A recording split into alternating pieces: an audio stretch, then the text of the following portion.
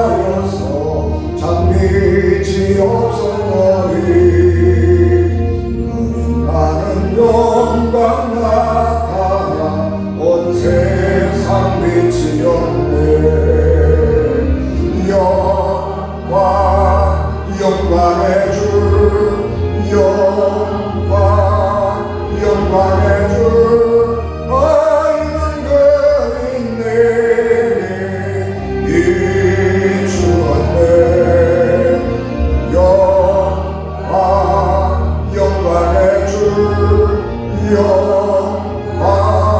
영광의 주 이 세상에 계시는 주 예수라. 주 말씀을 믿는 사람은 그 마음이 시원하고 주 명령을 준행하는 자 그 길이 와겠네.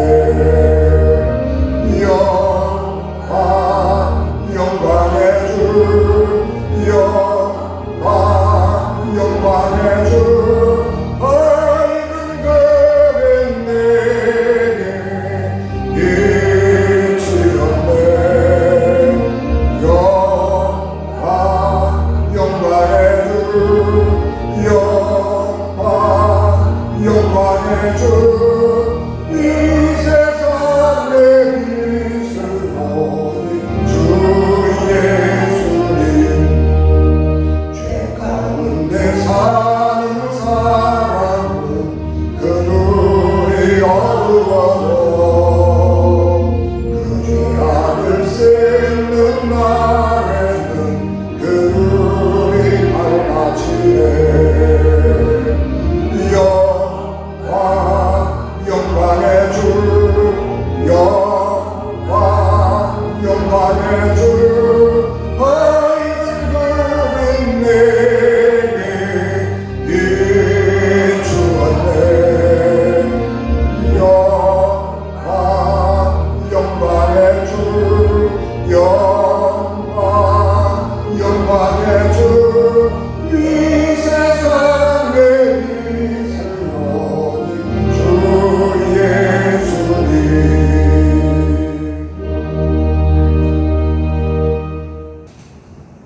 사도들이 예수께 모여 자기들이 행한 것과 가르친 것을 낱낱이 보아니 이르시되 너희는 따로 한적한 곳에 가서 잠깐 쉬어라 하시니 이는 오고 가는 사람이 많아 음식 먹을 겨를도 없습니다. 이에 배를 타고 따로 한적한 곳에 갈새 그들이 가는 것을 보고 많은 사람이 그들인 줄 안지라 모든 고을로부터 도보로 그곳에 달려와 그들보다 먼저 갔더라.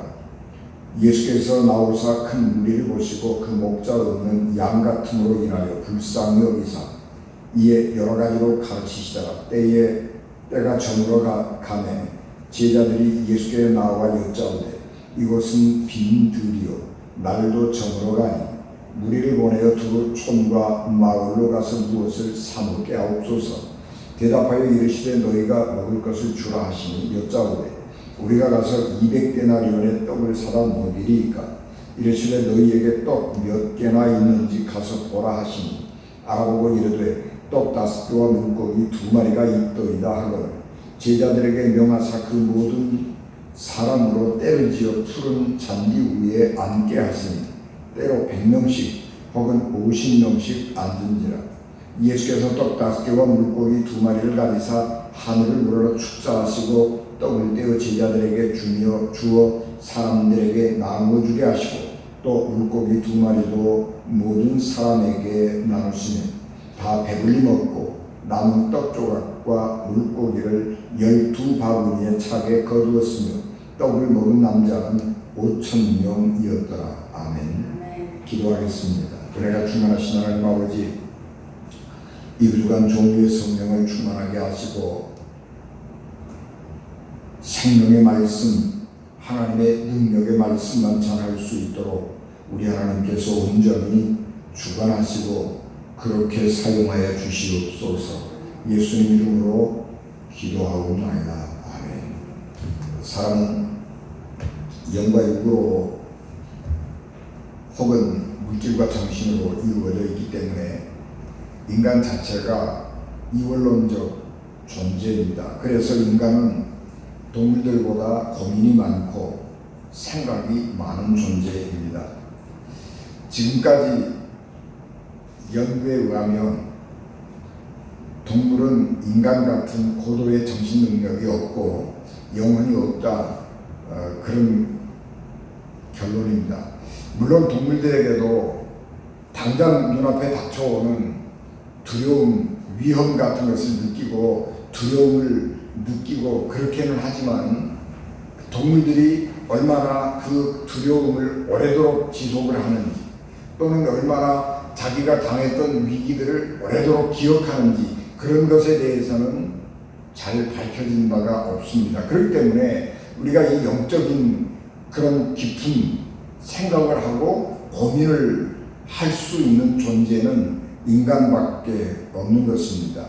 그래서 인간이라고 하는 존재는 이 이질적인 요소, 물질과 정신이라고 하는 것이 한 몸 안에 있는 것입니다. 분명히 이 물질이라고 하는 것과 정신이라고 하는 것이 우리 속에 존재하고 있는 것은 알겠는데 우리가 살아가면서 그런 것들은 경험하기 때문에 인정을 하겠는데 이것이 어떻게 한 몸 안에 물질과 정신이 함께 있느냐 하는 것은 아직도 신비한 수수께끼이죠. 그래서 인간이라고 하는 것은 신비한 존재이고 수수께끼 같은 존재인 것입니다. 그런데 이 우리 안에 함께 있는 이 육체와 영, 정신과 물질이 늘 충돌하는 것입니다. 그리고 이 충돌이 강하면 강할수록 우리는 더 갈등을 심하게 느끼는 것입니다. 그렇게 고민하고 또 갈등하고 그렇게 살다가 문득 사람이 뭐야? 사람이 밥만 먹고 산다고 다 사는 건 아닌데 그런 생각을 하면서 차원을 높여서 생각을 하게 되는 것입니다. 그러면 그것이 종교가 되는 것이고 그래서 그런 삶을 추구해 갈 때에 삶을 새롭게 살아가게 되는 것입니다. 사람은 어떤 중요한 경험을 하게 되면 삶이 바뀌는 경우가 많은데 그것은 지금까지 자기가 알고 살아왔던 삶 속에서 다른 의미를 찾았기 때문에 변화되는 것입니다. 다시 말하면 우리의 경험이라고 하는 것은 사실과 의미, 사실과 혹은 가치 이런 것으로 구성이 되어 있는데 지금까지 우리가 사실에 입각해서 삶을 살았다고 그러면 어떤 경험들을 통해서 그 사건들 속에 있는 삶의 의미를 찾게 되면 삶이 달라지는 것입니다. 우리는 병이 나면 병원에 가서 의사의 치료를 받습니다. 그리고 병을 치료한 다음에 일상으로 복귀합니다. 그거는 사실입니다.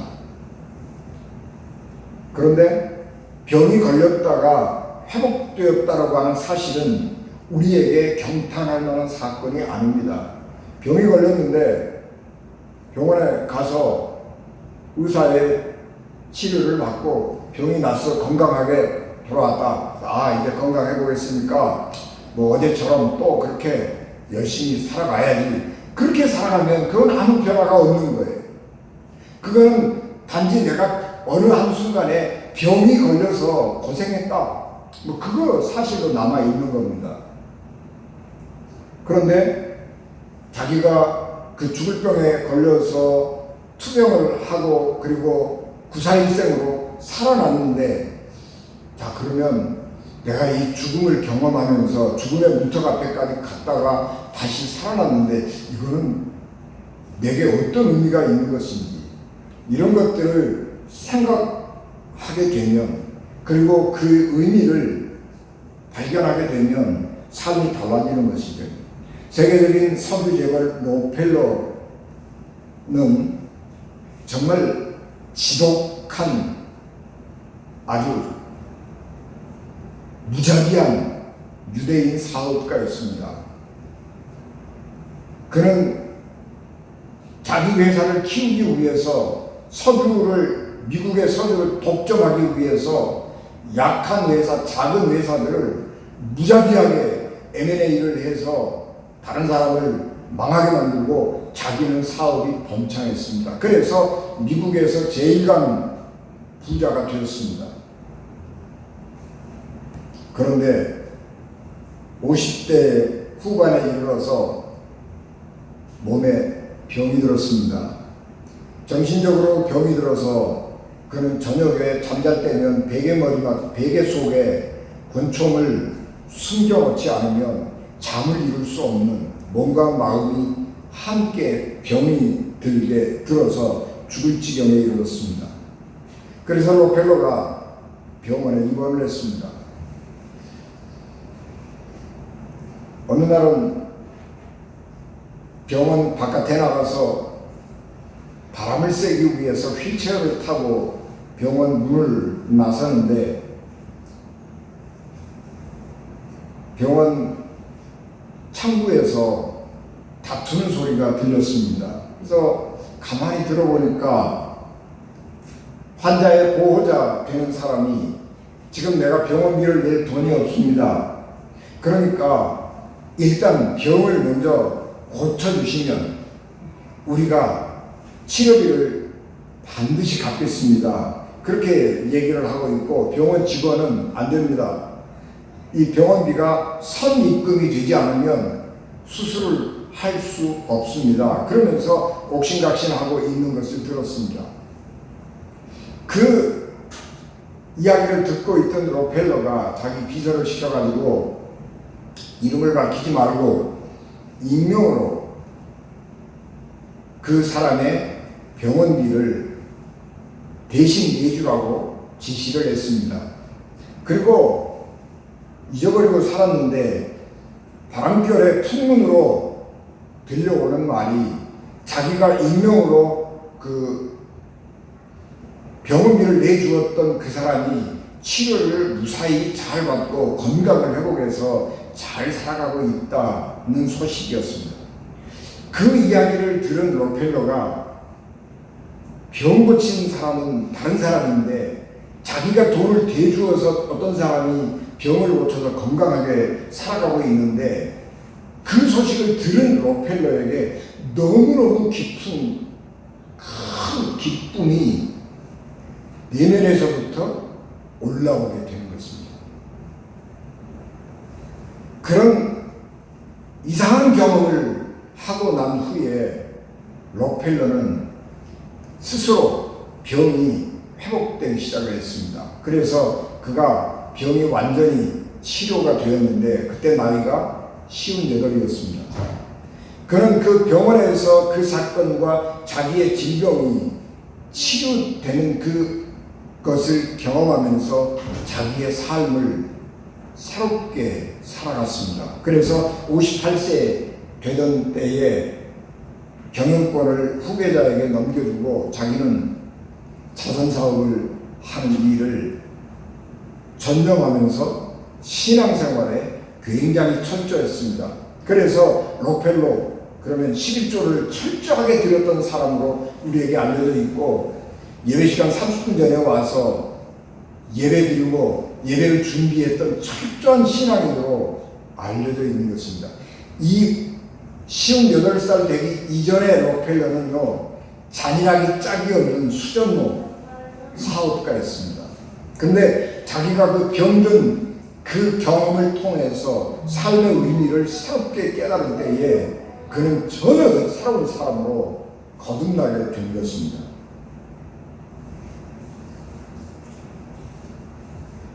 록펠러가 병에 걸려 죽을 지경에 이른 건 사실이죠. 그리고 그 병에서 고침받은 것은 사실입니다. 죽을 병에 걸렸다가 살아났다고 하는 사실이 록펠러의 삶을 변화시키지 않는 것입니다.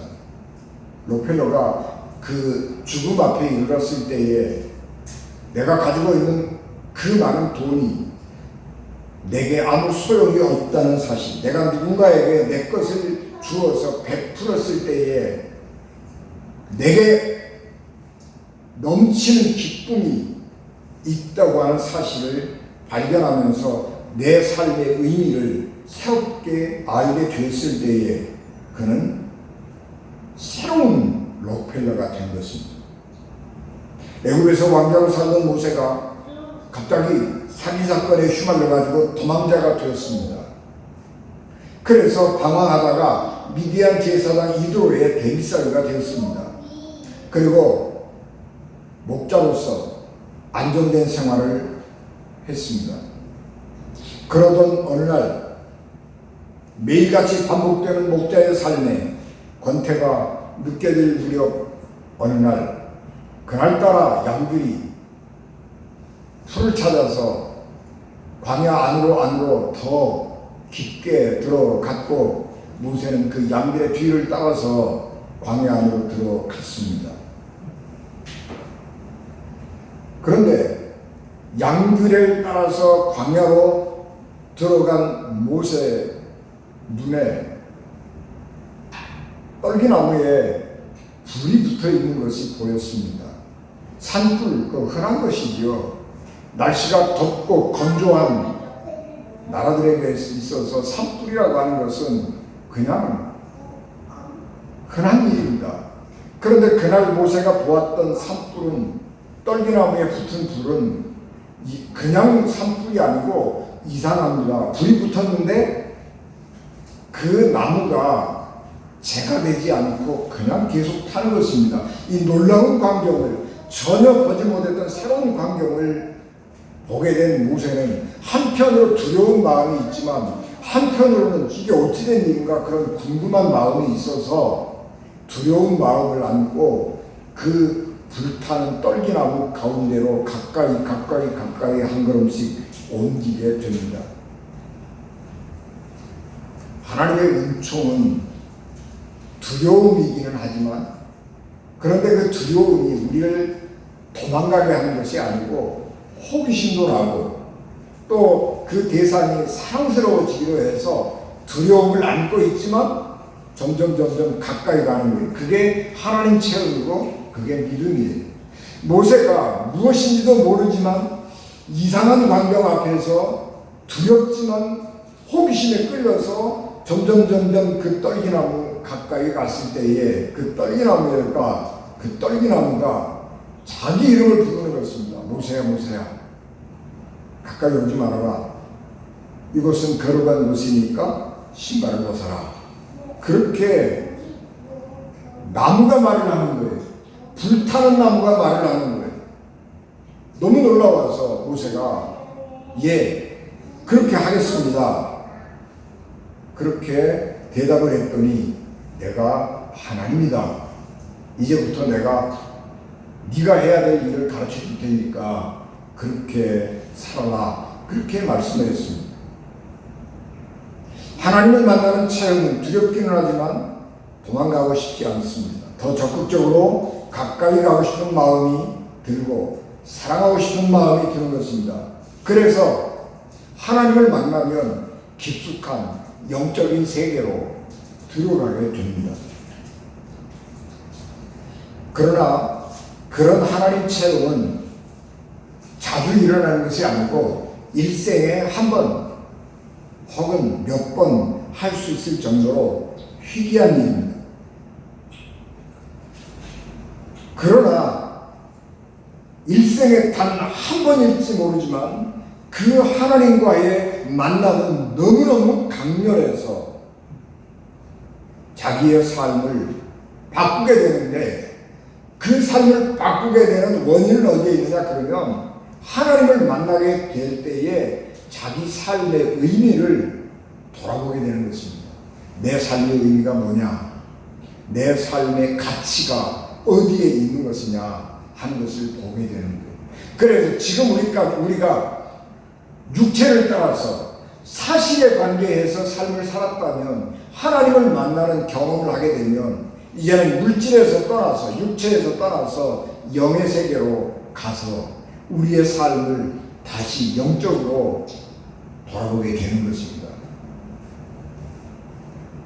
그래서 모세는 양을 치는 목동의 삶에서 하나님의 명령을 따라 이스라엘 백성을 구원하는 하나님의 목자의 삶을 살게 된 것입니다.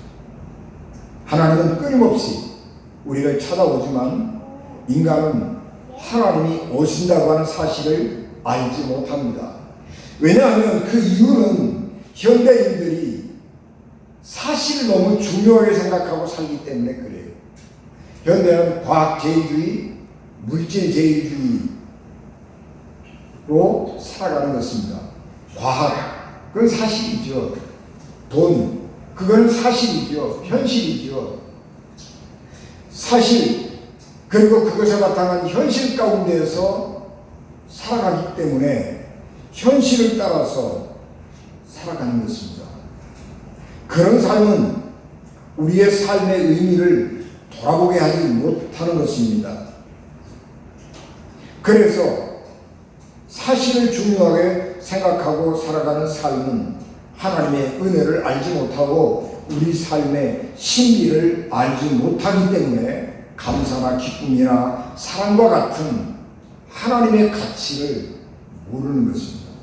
그러므로 우리는 세계에서 10번째 가는 선진국에서 살고 있고 먹을 것 입을 것이 풍성한 중에 살아가고 있지만 우리의 마음은 점점 더 가난해지고 무엇을 먹을 것인가 하는 것에 대한 염려와 걱정 가운데에서 살아가는 것입니다.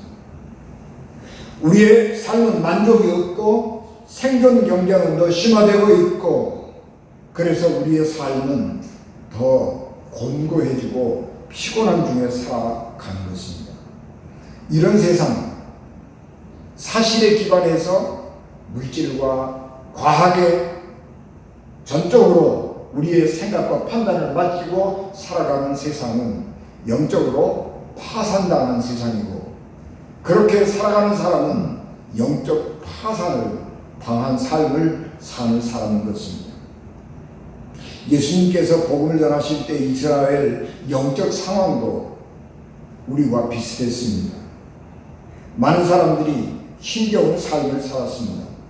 그래서 다윗과 같은 메시아가 나타나서 자기들의 삶을 획기적으로 변화시켜 주기를 기대했습니다. 그런데 세례 요한이 혜성처럼 나타나가지고 하나님의 말씀을 전하고 광야에서 세례를 베푸는데 사람들이 너무너무 큰 감동을 받아서 이 세례 요한에게 몰려갔습니다. 그런데 세례 요한이 그만 헤롯 왕에게 허무하게 반응 한번 못 해보고 잡혀 체포돼서 투옥이 되어 있다가 그냥 맥없이 사형을 당해버리고 마는 것입니다. 너무너무 실망하고 너무너무 낙심한 것입니다. 그런데 예수님이 등장해가지고 예수님께서 친히 기적을 베푸시고 말씀을 전하고 하나님 나라를 가르쳐 주실 뿐만 아니라 제자들에게도 세례 요한하고는 달라요. 제자들에게도 예수님께서 귀신을 쫓아내고 기적을 행하는 능력을 주시고 그래서 사람들에게 나가서 하나님 나라를 전하고 하나님의 복음을 전하라고 가르쳤습니다. 세례 요한과 예수님과를 비교해 보면 세례 요한과 예수님은 비교가 안 될 만큼 예수님은 능력의 사람이었습니다. 그래서 예수님에 대한 기대를 가지고 사람들이 예수님이 계신 곳에 몰려왔습니다. 예수님이 어느 곳에 가신다 그러면 사람들이 예수님이 가는 방향을 보고 어디로 갈 것이다 예측하고 사람들이 예수님보다 빨리 도착해서 기다리기 위해서 뛰어갔어요. 달려갔어요. 그래서 예수님과 그 일행이 도착하기 전에 거기에 가서 기다리고 있었습니다. 그만큼 예수님이 활동하시던 당시에 유대인들의 영적, 육체적 상태는 그렇게 힘들었습니다. 그래서 수많은 사람들이 예수님에게 모여온 것입니다.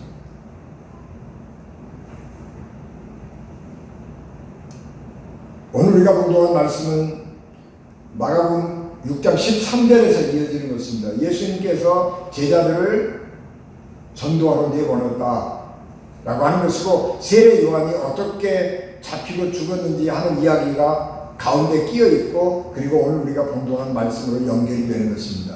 사실 성경의 이야기의 흐름을 매끈하게 하려면 세례 요한이 어떻게 잡혔는지 죽었는지 그걸 빼버리고 예수님께서 제자들을 전도하러 내보내셨다가 돌아와서 전도 보고를 받는 것입니다. 전도 보고를 받으니까 제자들이 너무너무 열심히 복음을 전했고 신실하게 복음을 전했습니다.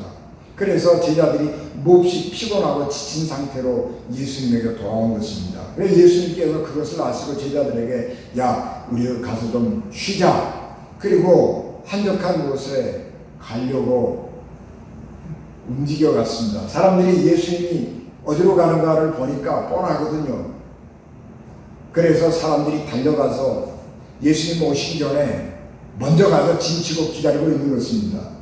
쉬기 위해서 한적한 장소를 찾아갔는데 사람들이 그렇게 몰려오니까 예수님께서 매정하게 거절할 수가 없어서 피곤한 중에도 제자들도 힘들고 어려운 중에도 하나님의 말씀을 가르치시고 기적을 행하고 그렇게 해서 사람들을 위로했습니다.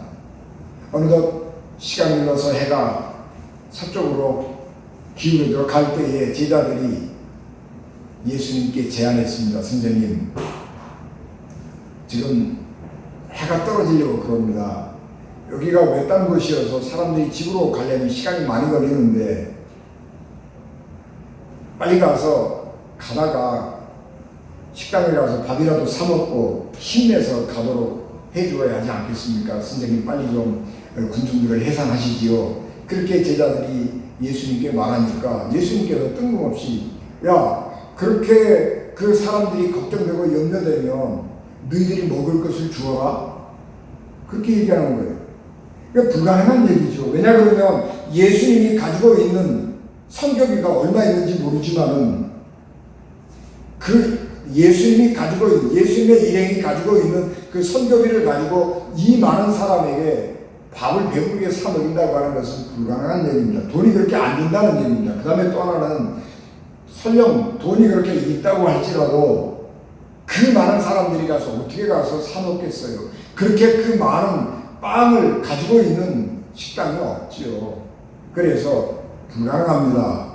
그러고 얘기를 했더니 예수님께서 그러면 너희들이 가지고 있는 음식이 얼마나 되는지 한번 알아보라 그랬더니 제자들이 알아본 결과 보리떡 5개와 생선 2마리였습니다. 선생님, 그거밖에 없는데요. 그렇게 말을 하니까 예수님께서 그 음식을 받으시고 제자들에게 사람들을 다 질서정연하게 자리에 앉게 해라, 그렇게 말씀을 하시고 축복 기도를 하신 후에 제자들에게 자, 이제 사람들에게 나누어 주어라. 그리고 떡과 물고기를, 생선을 나누어 주었는데 놀랍게도 그 5개 가지고 5,000명이나 되는, 남자만 5,000명 되는 그 엄청난 무리의 사람들이 먹고 배불러서 음식을 버렸습니다. 그래서 그 음식을 내일 양식으로 쓸지도 모른다는 생각 때문에 제자들이 광주리에다가 주워 담기 시작했는데 제자 12명에서 한 사람 앞에 한 광주리씩을 다 거두어 가지고 왔어요. 그만큼 음식이 먹고도 남았다라고 하는 거예요. 보리떡 5개로 5,000명이 먹고 배부르게 먹고 그만큼 남은 것입니다.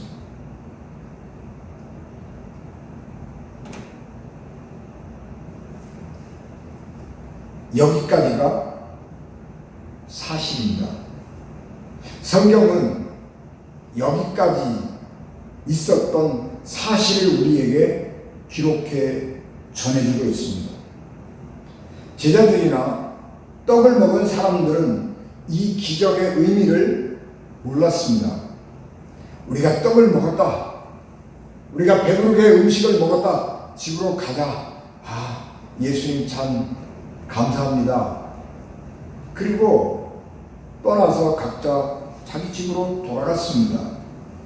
제자들도 선생님이 준 떡을 사람들에게 나누어 주느라고 바빠서 이 떡이 어떻게 된지도 모르고 이것이 어찌된 영문인지도 모르고 사람들에게 떡을 나누어 주었습니다. 예수님께서 보리떡 5개로 5,000명을 먹였다라고 하는 이 사실이 갖는 의미가 무엇이냐 하는 것을 제자들도 몰랐다라고 하는 것은 나중에 제자들에게 예수님께서 너희가 그때 보리떡 5개와 물고기 2마리로 얼마나 많은 사람들이 먹고 남은 조각을 거두었느냐 그러고 물으시면서 의미를 설명해 주는 것을 보면 알 수 있는 것입니다. 예수님께서 이 기적을 광야에서 행하신 사실을 경험했던 제자들이 예수님이 행하신 이 기적의 의미를 가치를 알게 된 것은 예수님께서 부활 승천하신 후의 일이었습니다.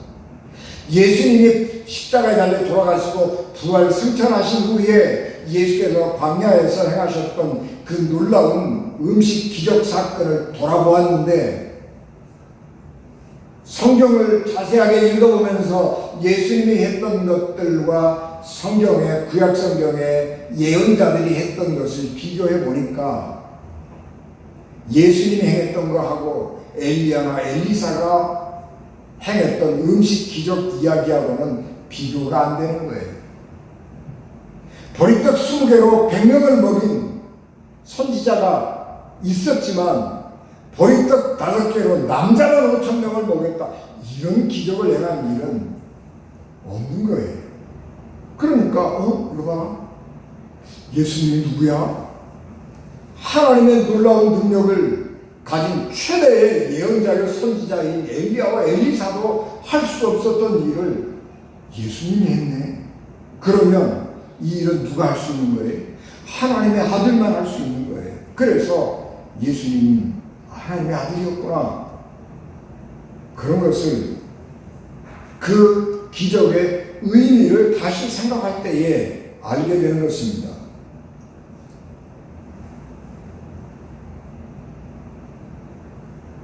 두 번째로 예수님은 우리의 몸과 영혼 모두에게 필요한 것을 공급해 주시는 분이다 라고 하는 것을 이 기적을 통해서 나중에 알게 된 거예요. 예수님은 신령이 기가를 느끼고 예수님에게 찾아온 사람들에게 하나님의 말씀을 가르쳐 주심으로 영혼의 기가를 해결하셨습니다.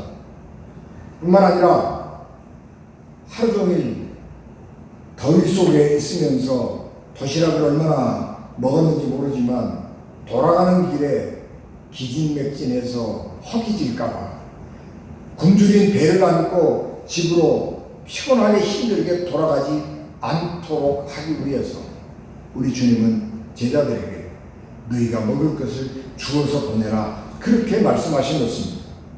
기독교는 육체만을 중요하게 생각하지도 않고 영혼만을 중요하게 생각하지 않습니다. 기독교는 영과 육을 동시에 다 소중하게 생각하는데 그것은 하나님이 우리의 영과 육을 동시에 구원하시는 분이기 때문에 그렇습니다.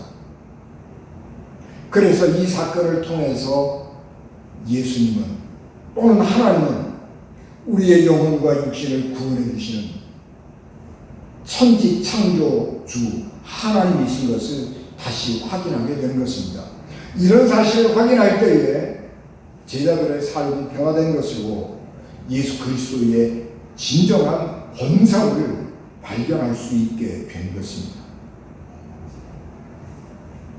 예수님이 행하신 기적, 예수님이 하신 말씀의 의미를 알지 못하면 삶은 교회 문턱을 다지도록 들락거리고 변하지 않는 것입니다. 지금 소상공인, 자영업자의 어려움을 말하지만 사실 그분들만 어려운 게 아니죠. 어려움을 당하는 사람들이 너무너무 많이 있고 교회도 엄청난 어려움을 겪고 있습니다. 교회 어려움은 성도들이 모여서 예배를 드리지 못한 것에서 오는 헌금의 부족, 돈의 부족에 있는 것이 아니라 교회가 그리스도인들이 세상을 향해서 무엇을 줄 수 있는가 한 것에 대한 근본적인 질문인데, 교회가 영적으로 너무너무 가난해서 사람들이 당하고 있는 영적인 기갈을 채워줄 것이 없다라고 하는 것입니다.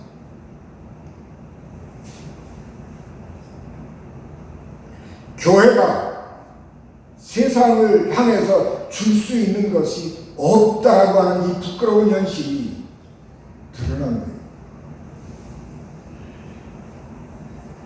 그래서 교회는 위기를 만나고 있는 거예요. 어려움을 당해보니까 교회가 도움이 안 돼요. 그래서 교회 그거 열심히 해봤는데 별거 아니네? 그리고 떠나는 거예요. 예수님은 제자들에게 너희가 굶주린 빈중들에게 먹을 것을 주라고 말씀하셨습니다. 사도 베드로와 요한이 기도하러 성전에 올라가다가 예루살렘 성의 정문격인 미문 앞에 앉아서 구걸하던 사람에게 은과 금은 내게 없거니와 내게 있는 이것을 내게 주노니 나사렛 예수 그리스도의 이름으로 일어나 걸으라, 그렇게 선포하고 그 사람을 일으켜 세웠습니다. 그래서 정말 교회만이 가지고 있는, 그리스도를 믿는 사람만이 가지고 있는 그것을 그 구걸하는 사람에게 줌으로써 그 사람의 일생을 변화시켜버린 것입니다.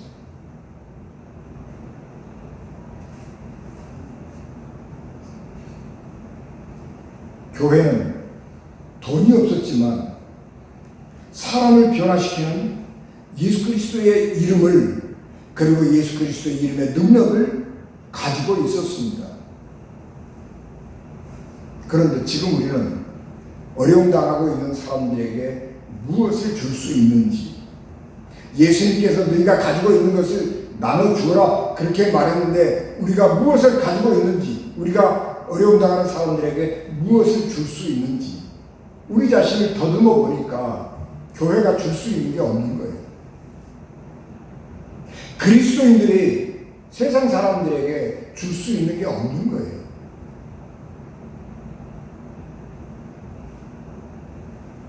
우리가 세상에 자랑할 만한 것이 화려하고 의리의리한 교회 건물뿐이라면 지금의 교회는 실패한 교회이고, 그런 교회는 가난한 교회일 수밖에 없습니다. 교회를 회사 경영하듯이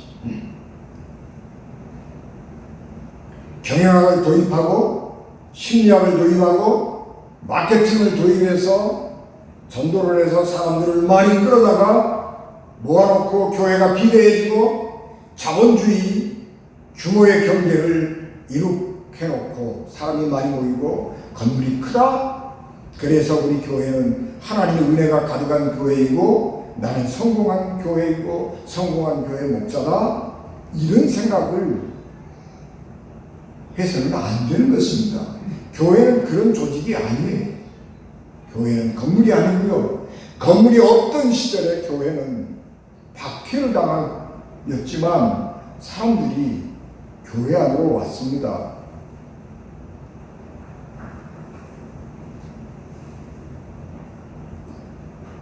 세상이 줄 수 없는 것, 그것을 교회는 세상에 줄 수 있어야 하는 것입니다. 교회는 세상 사람들과 다른 삶의 규범을 보여주어야 하는 것입니다. 내년이면 대통령 선거가 있어서 예비 후보 등록을 하고 선거 운동을 시작하고 있습니다. 한국의 대통령들은 개신교적 배경을 가진 대통령들이 여러 있습니다. 이승만 대통령, 윤보선 대통령, 그리고 물론 박정희가 오래 노력했습니다만 김영삼, 김대중 대통령, 김대중 대통령은 가톨릭 신자였지만 그 부인 이희호 여사가 감리교 장로님이셨습니다. 그렇기 때문에 가톨릭 신자였지만 개신교적 성향이 훨씬 더 짙었던 그런 대통령이었습니다. 또 뭐 이명박 장로님 대통령 장로님이셨죠. 그런데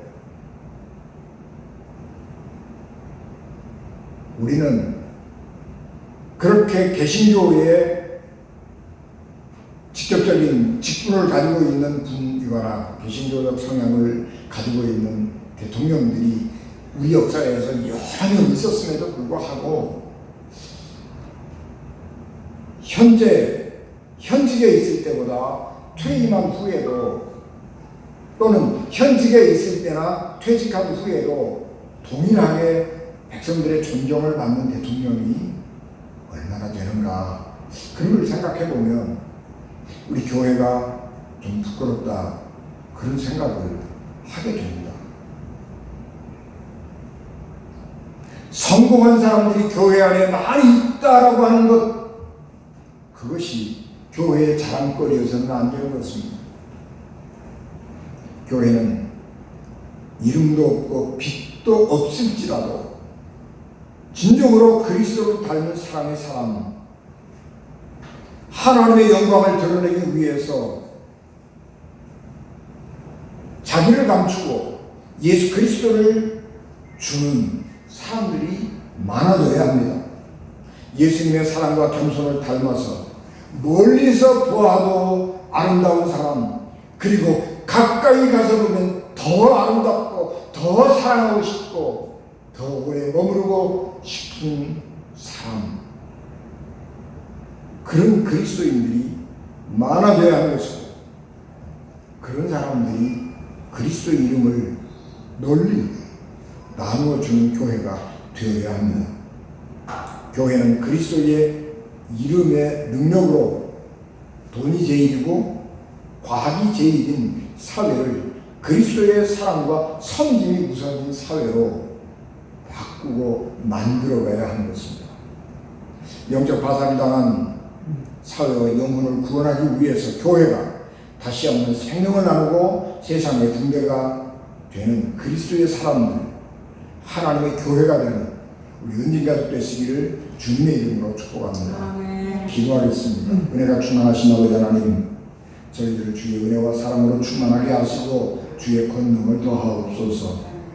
우리는 세상과 다른 신념을 가지고 사는 사람들, 우리는 세상과 다른 단체에 속해서 사는 사람들, 그래서 우리의 신념이 부럽고 우리가 속해 있는 교회를 부러워하는 그런 하나님의 교회와 하나님의 사람으로 살아가는 저희들에게 하옵소서. 예수님 이름으로 기도하옵나이다. 아멘.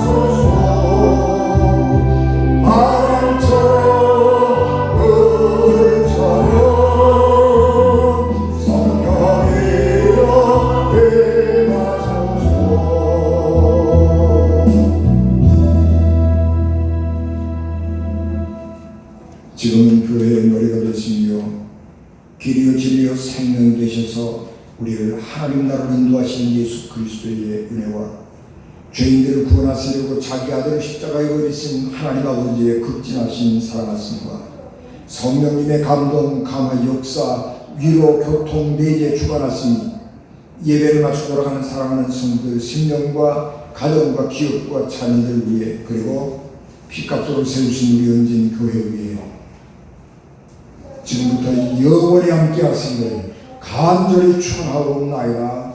아멘.